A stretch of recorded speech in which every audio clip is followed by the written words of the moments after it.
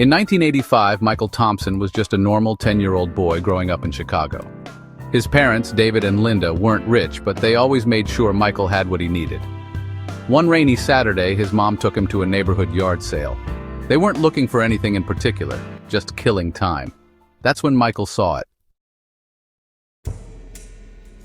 A doll, sitting in an old rocking chair.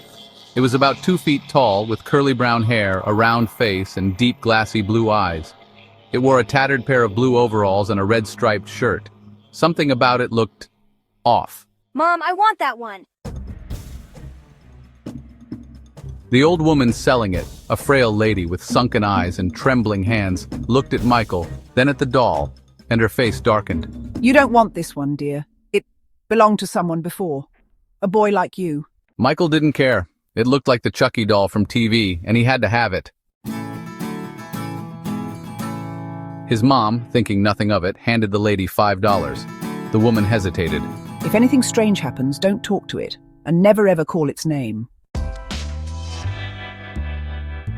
Come on, it's just a doll. She was very, very wrong. That night, Michael couldn't sleep. The rain pounded against his window, and shadows from the tree outside twisted against his wall. The doll sat on his shelf, watching him. Good night, Chucky. Then, just as he was about to close his eyes, a soft thud. Michael sat up. His heart pounded. The doll had fallen off the shelf, or at least, that's what he thought. With a nervous chuckle, he picked it up and placed it back where it was. But as soon as he turned away, thud, the doll was on the floor again. This time, its head was tilted slightly to the left. Michael's breath hitched. Mom? No answer. Just the sound of the rain hitting the roof. He picked the doll up again, and then, as he turned toward his bed, a whisper.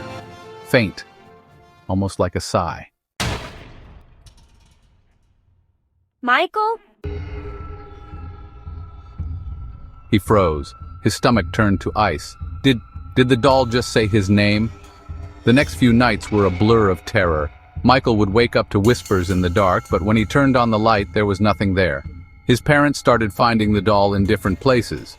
The kitchen, the hallway, even outside on the porch. Scratch marks appeared on Michael's bedroom door. And worst of all, he began dreaming about a little boy, a boy who looked just like him. In the dream, the boy would whisper, Let me in. and every time Michael woke up, the doll would be sitting closer to his bed. Linda finally had enough when she woke up one night to the sound of Michael crying in his sleep.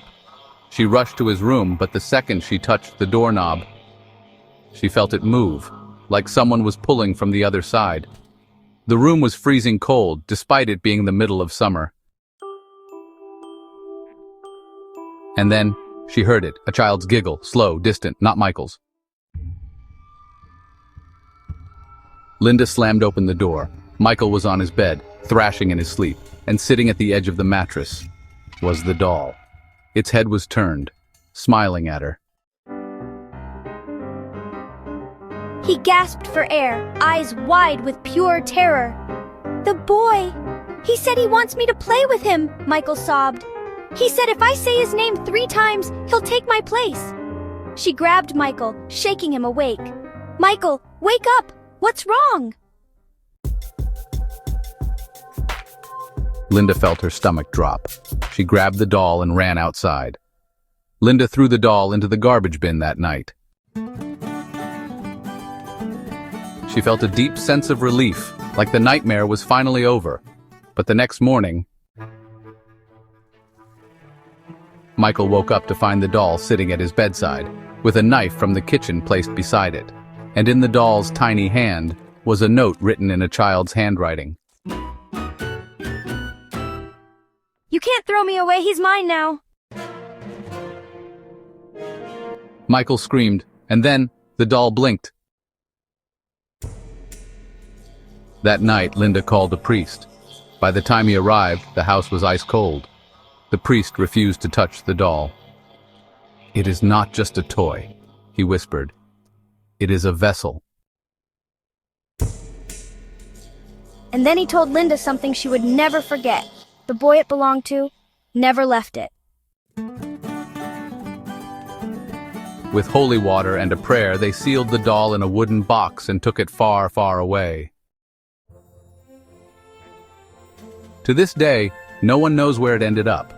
But some say, if you ever see an old, tattered doll at a yard sale sitting by itself, and if it ever moves when you're not looking, don't take it home. Because Chucky's real story isn't over yet. And that's the true horror story behind the legend of Chucky. Was it just a coincidence, a child's imagination, or something much, much darker? Let us know in the comments. Would you ever buy an old doll at a yard sale? Or would you burn it on the spot? If you enjoyed this horror story, make sure to like, share, and subscribe for more terrifying tales. And remember, not all dolls are just toys.